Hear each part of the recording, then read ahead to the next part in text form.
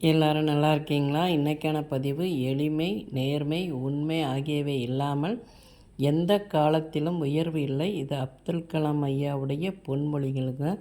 கண்டிப்பாக அதை நம்ம வாழ்க்கையில் எவ்வளோ வசதி வாய்ப்புகள் வந்தாலும் அந்த ஒரு எளிமை இருக்கணுங்க. எளிமை இருந்தால் தான் எளிமையாகவும் இருக்கணும், நேர்மையாகவும் இருக்கணும், நம்ம பேசுகிற வார்த்தைகள் உண்மையாகவும் இருக்கணும். அப்படி இருந்தோன்னு வச்சுக்கோங்களேன், வாழ்க்கையில் ஒரு உயர்ந்த இடத்த நம்ம அடைவோம் பார்த்துக்கோங்க.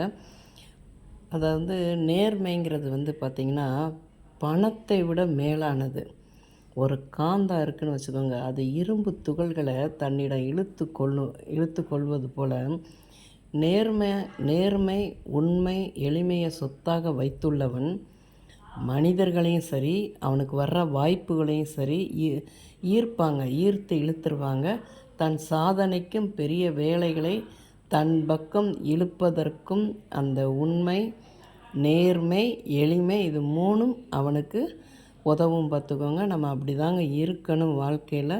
இந்த பதிவு பிடிச்சிருந்தால் பார்வதி வீட்டு சமையலுக்கு ஆதரவு கொடுங்க. ஓம் சாய்ராம்.